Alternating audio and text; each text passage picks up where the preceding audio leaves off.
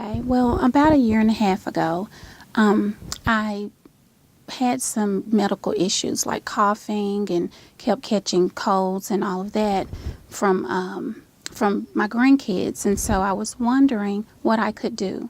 And so I know that a lot of the over-the-counter drugs, they just kind of treat the symptoms. So I ordered a book online, came across a book that called Healed Your Whole Body.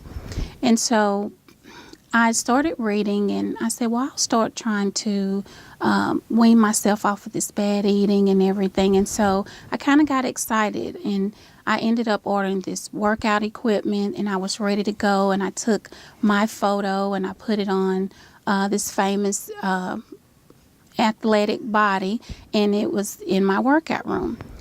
But a week later, I was diagnosed with breast cancer, and it was a horrible, horrible roadblock for me. And at the time, I just felt like, I want to give up. I've ran out of time.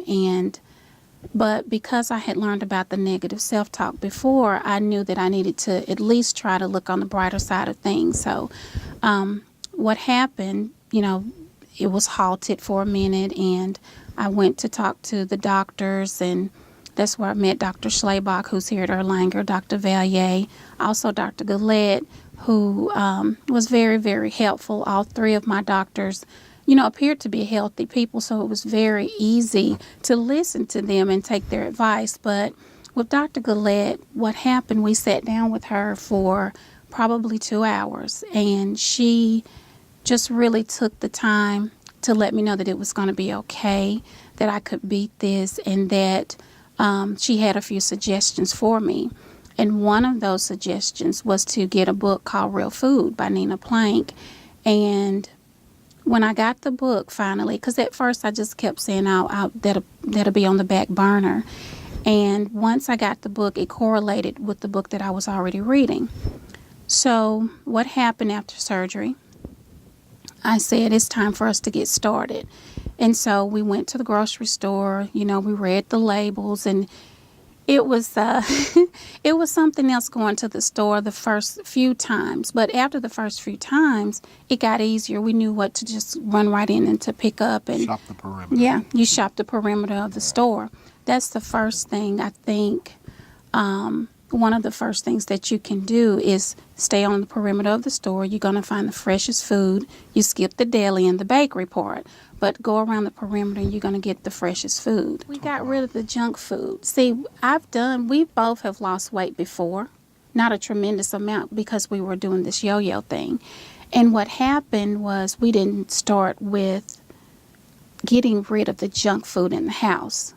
Now, when I say junk food, most of the time you think of candy bars and the ice cream, but I'm talking about all processed foods. All the crackers that we think we can just eat a few of and we'll be okay, and they don't create habits, but they do.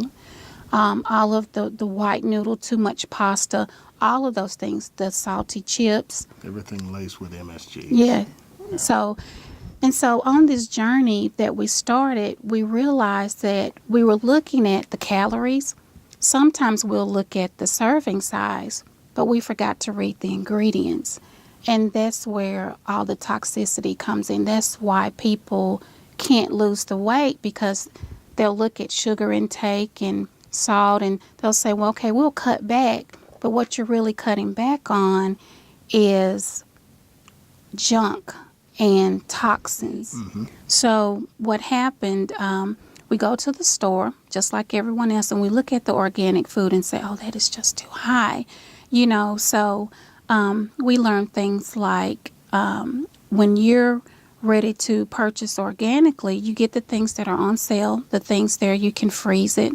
Also, you want to look at your fruit and vegetable too. There was another eye-opener that when we go in to buy this fresh food, it is a little bit better than the junk food, but it's a lesser of two evils if you're buying a lot of pesticides as well.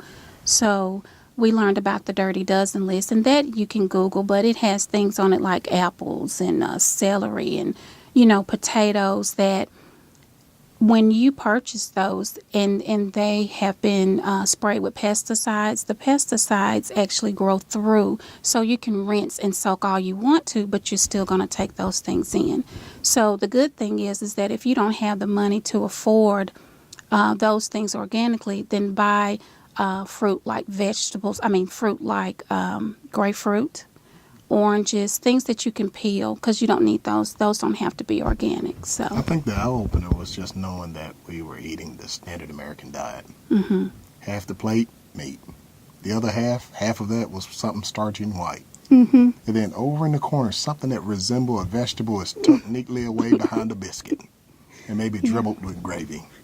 So, just going away from that and mostly turning your diet around to, or your lifestyle around to a lot of vegetables, a lot of fruits, all of those things, healthy whole plant diet. And, if you eat the meat, nothing wrong with it. Eat you some fish, eat you some chicken. Hopefully it's not loaded with antibiotic hormones and all that good stuff. and steroids And too. steroids. So.